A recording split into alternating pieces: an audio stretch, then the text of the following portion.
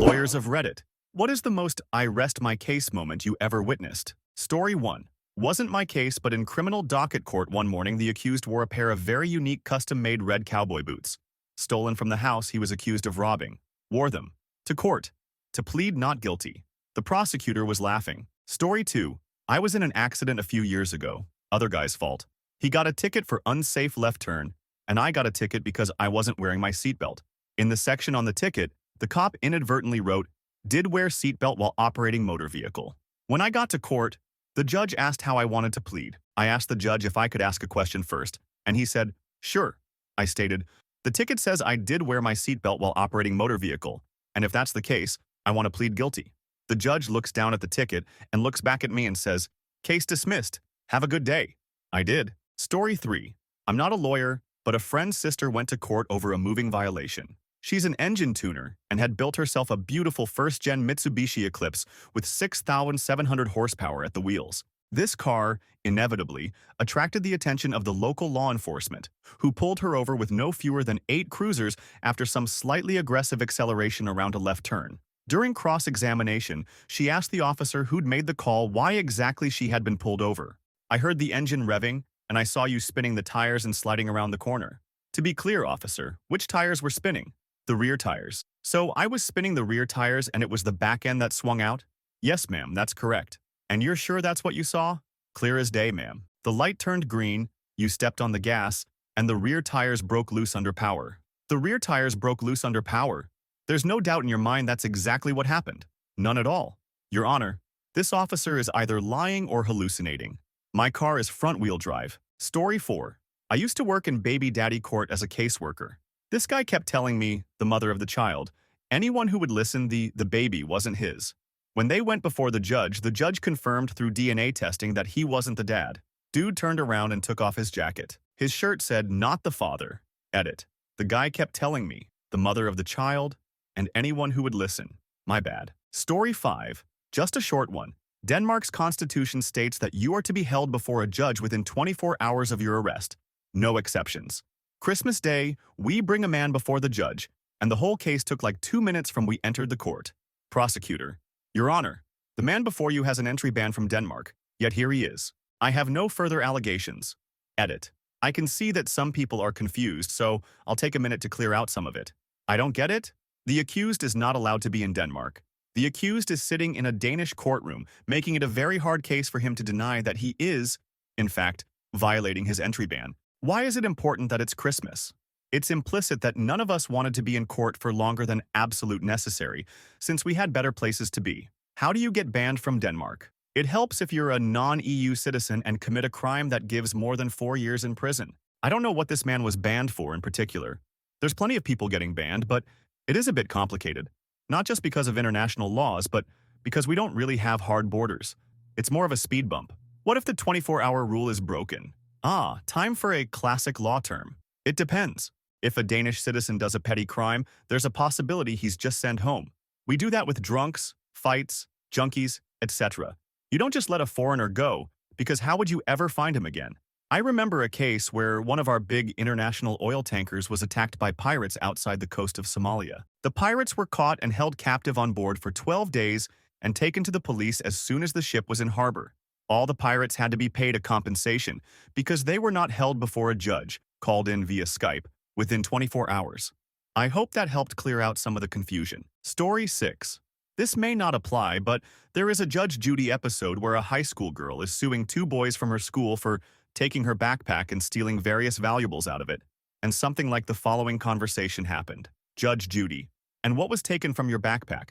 Girl. My phone, my money, my headphones. Boy 1. No, they weren't. Judge Judy. Excuse me? Boy 1.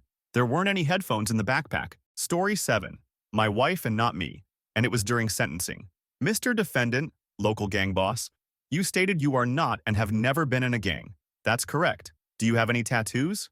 Yeah, I have a tiger on my calf and one on my chest that says GD for life. What does GD stand for? Gangster Disciples. But, no further questions, Your Honor. Story 8. One of my top posts ever is relevant here. For a while, my mother dated a man who really liked to act like a big shot. He was a guy that claimed to know a guy wherever you went. Anytime you wanted something, he would say, "Oh, wait, Let's go to store name. I'll talk to owner and get you a deal. Nearly every time he did, the owner seemed like he wasn't entirely sure who this guy was. He would do like insist on taking the whole family on a vacation, or take everyone to a fancy restaurant, or he would show up with expensive gifts out of the blue, like new electronics or guitars. Eventually, the relationship ends, but not long after we find out he's taking us to court because we owe him money. Court date comes. He presents his case first. He goes through a huge itemized list of every item he ever bought us. Every single item, from a vending machine Coke to a new sink because he broke the old one. Even a birthday cake bought for the youngest child. Once he's done, the judge asks if there was an agreement to be paid back for any of that. He says it was just an understanding. The judge asks specifically if he ever said he wanted to be paid back. He says no. That usually when someone buys you something you pay them back. The judge then explained that no. In fact, that's not usually how gifts work, and that by his own admission there was never an expectation to pay for anything. So after his own testimony, the case was closed. He then appealed. Again, he presented his testimony first. Again, closed by his own words. Story 9. When I was in law school, I clerked for a criminal defense legal clinic. We had an assault and battery case where there was only one witness to the crime, which was the victim. I was sitting at the defense table with the actual attorney, another law student that worked on the case with me, and the defendant. We were all in similar-looking suits as a matter of unplanned coincidence. The victim was asked to identify the person who committed the assault in court, and she pointed to me and not the defendant. Our attorney asked several times if she was really pointing to me and if she was sure, and she said yes. The prosecutor was visibly upset, and the trial pretty much ended there as this was a bench trial and not with a jury. It was never discussed or admitted to, but I suspect our attorney purposefully had me there at the trial because I did have a passing resemblance of the defendant. Story 10. A little late, but this is one of my dad's favorite stories. So he is out of state on business driving, though some no-name town, when he goes through an intersection. Suddenly, a cop pulls him over, stating that he ran a stop sign and ticketed him. My dad insisted there was not any stop sign, but the cop did not listen. Pissed, he went back to the intersection and saw that there was a stop sign hidden behind a tree and twisted in the wrong direction. Even more pissed, he went to a convenience store that was in sight of the intersection and bought a disposable camera while the clerk laughed because he saw what happened and knew what's up. Luckily, my dad had to be back there in a few weeks for work. The cop assumed that someone with out-of-state plates would just pay the ticket, and they were shocked when my dad turned up in court, calmly presented his evidence to the judge, and strolled out in 5 minutes scot-free. Story 11. Not a lawyer, but my father-in-law was subpoenaed to testify in a trial. Wasn't a big case. It was to do with a car, and if it had or had not been written of, and if there was fraud going on. Essentially, they had a form from the garage my FIL had been working at. He did all their paperwork, and they put him on the bench and asked some questions. Then they handed him a form which he had filled out for her work to be done after her accident. The lawyer asked him, L, did you fill out this form? FIL, yes. L, and on the right, where it says, write off, car totaled, did you write that? File, no. L, you are sure? File, yes.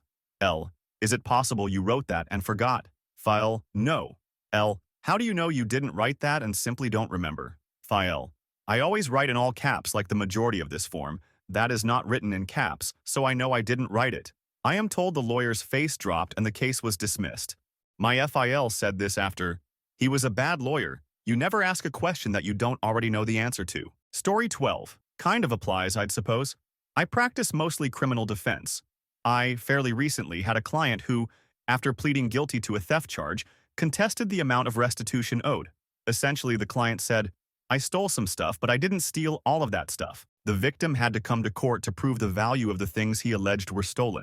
Some of those things, that my client denied having touched, much less stolen, were rare and valuable coins. To support his claim, he brought a statement purporting to be from a local coin dealer with the type of coin listed and its value. I knew nothing about coins, but I knew the judge knew a lot about coins, having collected them for years. The DA asks his questions. I muddle through my questions. Then the judge said he had some questions and verbally ripped this guy's list to shreds. Stuff like, you expect me to believe that blah blah blah coin in blah blah condition is worth $250 when I can go online right now and find the same coin for $36?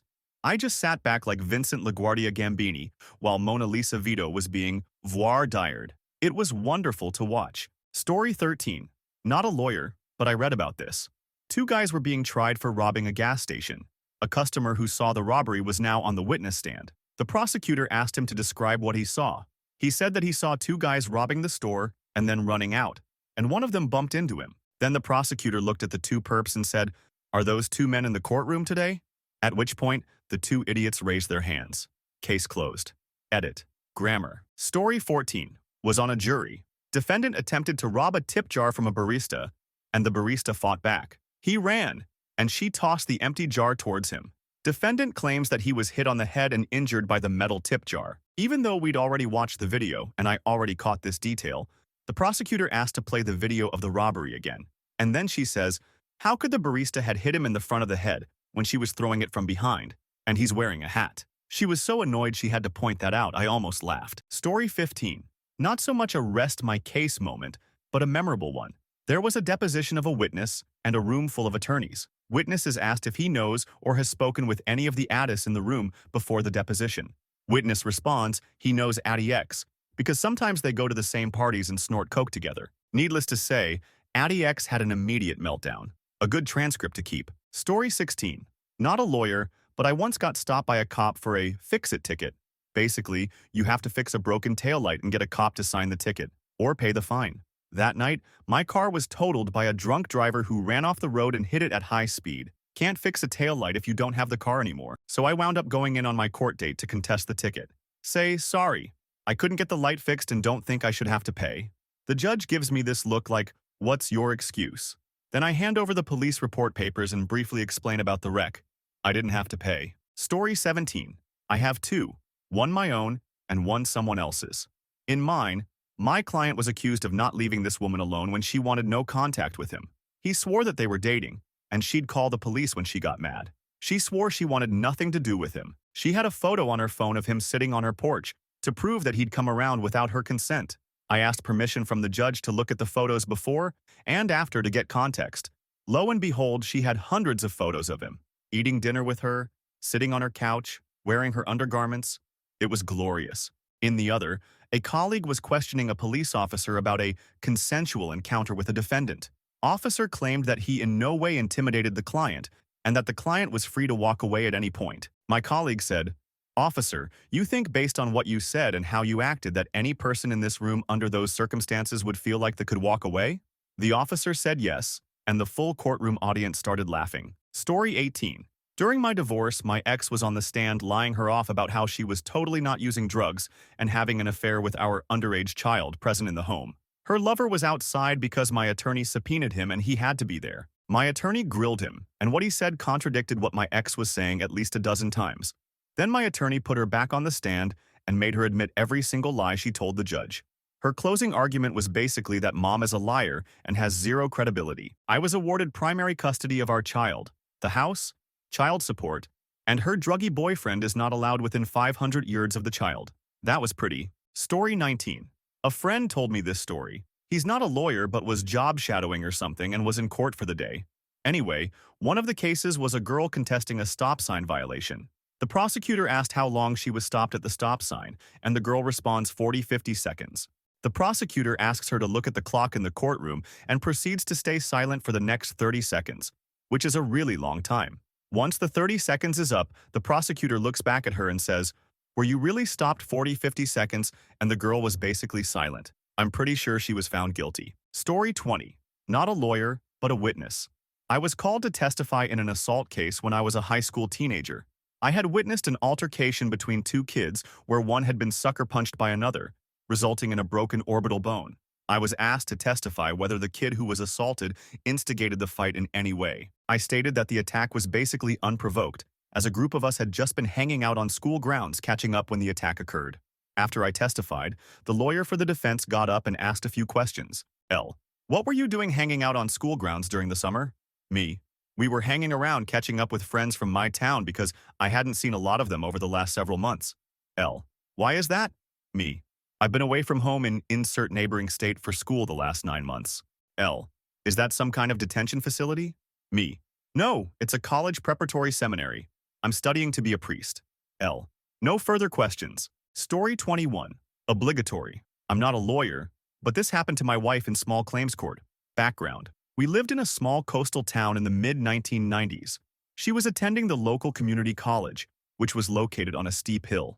The main road ascending the hill had most of the side streets barricaded for some reason.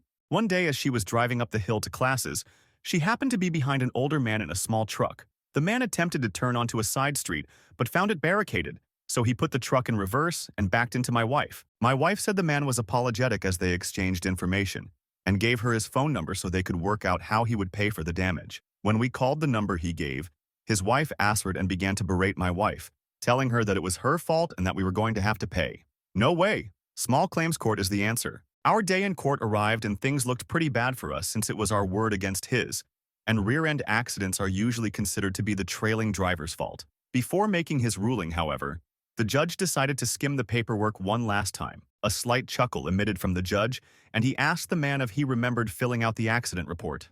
Yes, Your Honor. Then you probably remember stating on the accident form that you put your truck into reverse, backing into the car behind you. You've incriminated yourself and lied to the court. I'm awarding the full amount. Case closed. Consider yourself lucky I'm not charging you with contempt. The wife and I high-fived in the hall outside the courtroom. Story 22. I was once railroaded by some cops on a totally fabricated possession charge. Someone I was with had a joint in his pocket. For me and a friend, they literally emptied an ibuprofen bottle from my car into an evidence bag while laughing, telling me how I'm fucked now. I am seriously not making this up. I saw how the scam works when, after a nightmare in custody, both of my friends took violations and paid $200 for the privilege of a night in central booking. I was having none of it. I worked from home so could make this my hobby for the rest of the year. Bring it to trial, I said. Let's see the state spend an estimated $10K to try and convict me. Back in court weeks later, the judge glanced over the files and saw there was none of the supposed drugs in evidence. The prosecution shuffled through a bunch of papers and asked for a stay. The judge then proceeded to dress down this lawyer in the most hilarious way, telling him he was wasting my time, the court's time. This whole thing was plainly ridiculous, and the next time I was in court would likely be dragging them there on a civil case. Clearly, I had wandered into a pretty fractious relationship between these two. She dismissed the case and apologized for wasting my time. I don't think I or my lawyer had said more than one, "Yes, Your Honor." After a truly horrific and traumatizing experience, this made me feel marginally better about the state of our justice system. Story 23. Fraud Trial. Prosecution. QC gets right to the point. Pretty much third question into defendant. So you earn $45,000 a year, have no properties, no other source of income, no inheritance, and as far as I'm aware have not won the lottery yet. You have foreign bank accounts with X million and a Ferrari. It must simply be a coincidence that defrauded entity has an accounting black hole pretty much equal to those riches. The defendant pretty much gave up at that point. Story 24. Not a lawyer, but just had a case where a guy embezzled then sued us. He had done it by moving money to his company and calling it intercompany loans. His expert witness, who was a CPA, was asked about their one document they had produced, and she said, "As you can see, this document shows that embezzling plaintiff owes your company $650K. We had no questions and rested right there. He should probably have gotten his CPA on the same page with him." Story 25. Not a lawyer, but I used to work in the court system as a caseworker. If it was a contempt charge, I had to explain to the client that he or she had the right to an attorney and could request a continuance until he or she could meet with the attorney. One guy I was talking to waived his right to an attorney, but I'd noticed he reeked of liquor.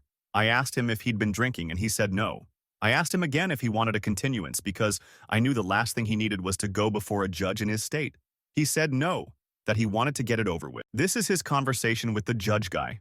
"Judge, I have nothing to hide from you." Judge: "Sir, you smell of alcohol. Have you been drinking?" Guy: "No, ma'am. I work at a bar, so I may have spilled something on myself." "Sir, I'll ask you again. Have you been drinking?" G: "Well, Judge, I won't lie to you. I had a couple of Mickeys earlier this morning." J: "Sir, it's 8 a.m. How long ago did you drink?" G: "About 6 a.m. I just got off work." "Ma'am, I won't lie to you. I had about 2 shots." "Sir, you have shown up intoxicated in my courtroom, and nothing you say in your defense will be inadmissible in your G: "Okay, ma'am, I won't lie to you. I had about 4 or 5 shots." J: "This is bullshit.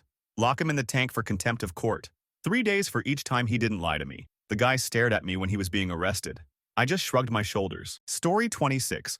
As a clerk in the district attorney's office a few years ago, there was a battery case where the victim, addict wandering the streets, likely picking fights, got into an altercation and had his hand chopped off by the defendant's machete. The day the victim came in to testify, the clerk asked him to raise his hand and swear to tell the whole truth, etc. And when he raised the handless nub, every single juror gasped for air, and we knew a conviction was on the way. Story 27. Not me, but a buddy who is a DUI attorney. In the state he practiced in, being in the car with the keys in the ignition, even if the engine isn't running, is considered a DUI if you're intoxicated. Had a client come in, told his story to my buddy. The buddy goes to the DA after discovery and says, "Don't take this to trial." DA says, "Yeah, right."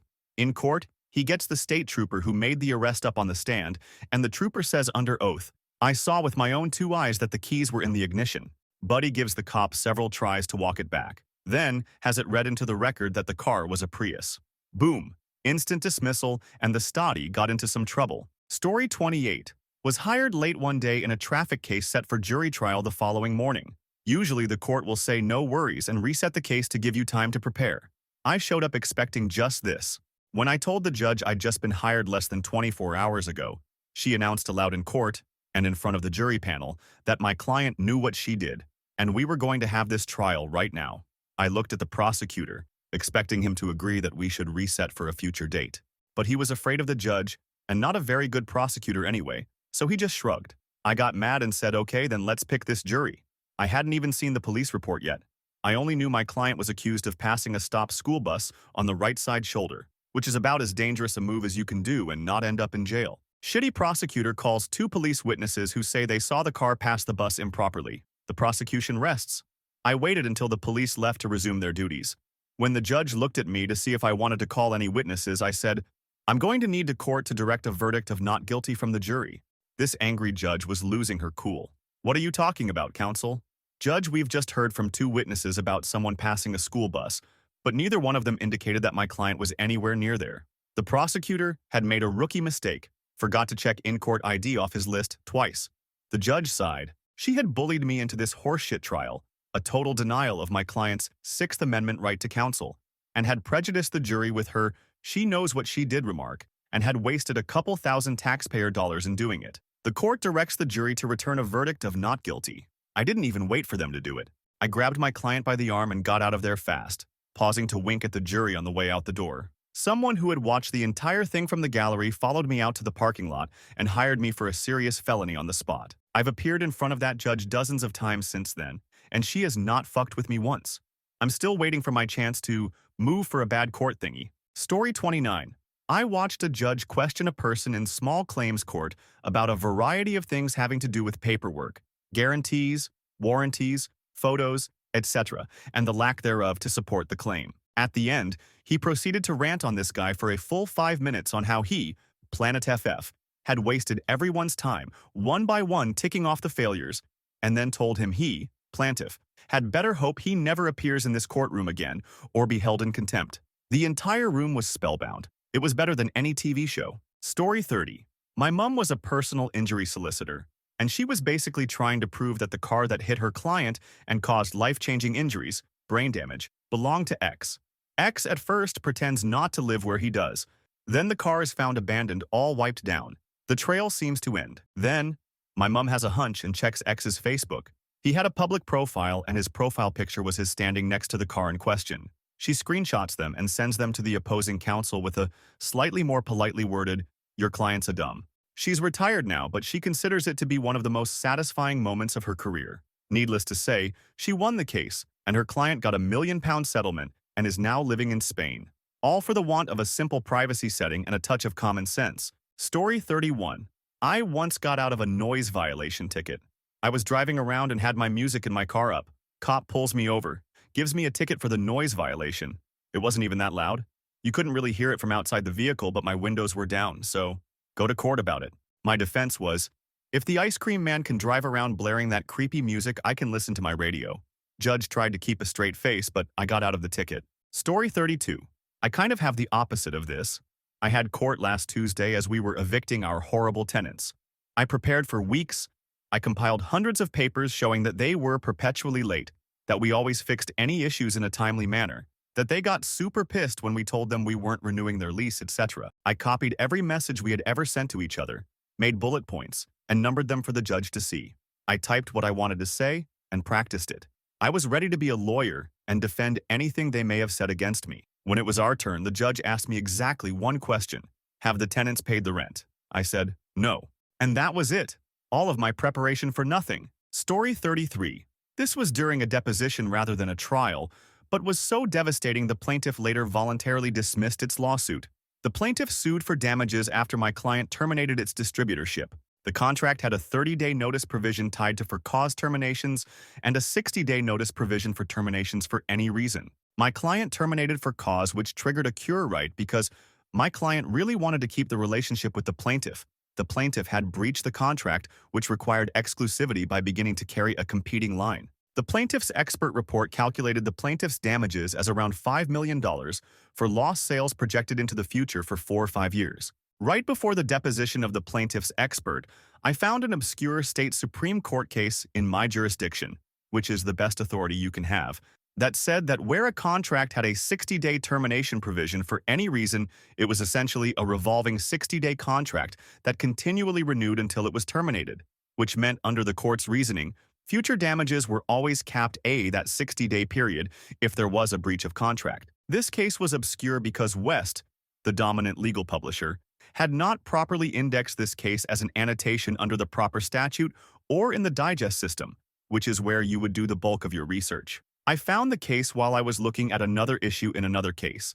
During the deposition, I took the plaintiff's expert through his damage report. Without showing him the case or what I was reading from, I read certain passages from the case describing what damages were not recoverable, without disclosing they were not recoverable, and got him to agree that was how his damage report was structured, and that the damages would be only a few $1,000s if they were capped at the 60-day period. I then handed him a copy of the case with the critical passages highlighted, and asked him to read the passages one at a time. As each passage said certain damages were not recoverable, I would have him confirm his damage report included those unrecoverable damages. As we were about 1 or 2 way through, his hands started shaking, and he started to get incredibly nervous. This was a videotaped deposition, so we had a wired mic. He started pulling at the mic and acting as though he was just going to jump up and run out of the room. He looked like he was also about ready to wet his pants. We finally took a break, and he composed himself some. We finished up just by having him confirm that under that case, his client's damages could not be more than a few $1,000s. The case was dismissed a few days later. I realize this is much drier than most Perry Mason moments in the courtroom. Those rarely happen in civil cases, unless they are small claims cases. You are much more likely to torpedo a case during the pretrial work, like finding out that physical evidence has been falsified or that the disabled plaintiff is in a weekly bowling league with a 250 average, both of which I have encountered. Story 34. Many years ago, my best friend was a defendant in a case and asked me to attend. A one-night stand from a little over a year prior to the event sued him out of the blue for child support. The first hearing in IVD court was to either force him to sign an acknowledgement of paternity or to legally compel him to complete a DNA test establishing paternity. The woman was being represented by some not-for-profit who sent a very aggressive attorney. The attorney acted like she was running the show from the start and ended her opening statement by telling the judge that this was a standard deadbeat dad case with a scowl in my buddy's direction. His opening statement was as follows, paraphrasing due to imperfect memory. Good afternoon, Your Honor. I have brought a copy of text messages exchanged between the plaintiff and myself 11 months before the child was born, which I believe establishes that our single encounter could not have resulted in this pregnancy. Additionally, I have brought medical documentation of my vasectomy, along with documentation of follow-up tests, confirming that the procedure was successful. There was an immediate sound of whispering among the audience in the courtroom, almost entirely comprised of people waiting their turn in court, and one guy in the back laughed. The bailiff brought the paperwork to the judge. The aggressive attorney interrupted while the judge was looking over the paperwork, which pissed her off. The judge briefly told off the attorney, then dismissed the case. Story 36. I got a violation put against my name for land I didn't own. It was the land next to mine owned by the city. I took pictures of how the violation was posted on the city's land, how the city's land was in violation of grass height laws, its orientation to my land, how the violation did not have my lot's number but the city lot's number, and brought the posted violation to court with me. Got up to the stand, explained myself, and presented my pictures. The inspector who wrote the violation stood and called me by a name that wasn't mine, then showed pictures of a busted-up car with a bunch of weeds on it I had never seen before. The judge raised her eyebrow and asked what address this was. He said an address that was across town from mine. I say that I also do not own that land. She removes the fines, case dismissed. Story 37. Definitely not a lawyer, but I once watched my friend get out of a speeding ticket by sheepishly and truthfully informing the judge he was late for a Rolling Stones concert. Judge didn't miss a beat. Just accepted the reason and dropped the ticket. Story 38. Badass moments don't really happen in the court, most of the time. The best I've got was an auto accident case. The police report claims my client was proceeding through a red light and got T-boned in the passenger side. My client claims they were proceeding through a green light and got T-boned in the driver's side by someone else who was running the red. I asked to approach the bench and showed the judge and opposing counsel the police report. It included a sketch of how the cop said the accident happened. Then I showed the prosecutor the pictures I had of my client's vehicle, with the giant dent in the driver's side where my client says they were hit. The prosecutor points out that the police diagram shows my client being knocked into a telephone pole, so of course there's a dent. I flip forward to a picture confirming the dent in the opposite side, then back to the picture of the driver's side, and the closer-up picture of the driver's side, which includes a mostly legible imprint of the victim's license plate. The prosecutor hemmed and hawed and said he wanted to talk to his officer. The judge told him he could do that, but also that he might want to consider whether he could ethically pursue this case. He went off for a few minutes, then came back and dismissed. I don't know that I handled that optimally. I mostly do civil work. Talking things out is what I'm good at. I don't know how an experienced criminal defense pro would have handled it, and any reading this are very possibly cringing hard at my work, but it got the job done without a trial. How about, instead of the most "I rest my case" moment, the most "I rest my case" moment? This is civil, so it's more my forte. Opposing counsel malpracticed. It's hard to call it anything but that. He had plenty of time to answer a complaint, but didn't file an answer and didn't ask for an extension. It's now several months later, and default judgment has been granted against his client. He moves to reopen the case. In theory, this is hard to get, but everyone hates my client, so it's not as hard as it's supposed to be. He claims that a case tracking error occurred due to unfamiliar case management software, and that this should count as excusable error. I know that he's done this in other cases, so if that's the reason, he should have fixed it by now. But my side isn't planning to throw him under the bus by saying that. We just want our default judgment to stand, and we're planning to argue as delicately as possible without bringing in any outside details like that. In short, if his mistake was excusable error, it wasn't, and his client would be really harmed, probably. Then the case can reopen. If he just malpracticed, then no. We're alone in the small-town court. The judge comes in wearing jeans and a flannel shirt and just walks up to us and starts talking about how he doesn't want to put anything on the record if we don't need to. Sure, opposing counsel can go on record and argue his motion if he really wants, but maybe we can all talk about this. And maybe my client is open to negotiation without technically reopening the case. I'm not going to go into the reasons, but that wasn't a crazy thing to suggest. My client may have been better off with an agreement than with the judgment we already had. Opposing counsel says he wants to go on record. The judge says, "Really? Really?" He's read the briefs and he understands what happened, and he's not going to make opposing counsel go on record. Opposing counsel wants to go on record. Judge leaves and comes back in robes. Opposing counsel speaks first because it's his motion and details in what is now about to lead to a formal and written court ruling, how he malpracticed. The judge says, "That doesn't sound like excusable error. That sounds like malpractice." End scene.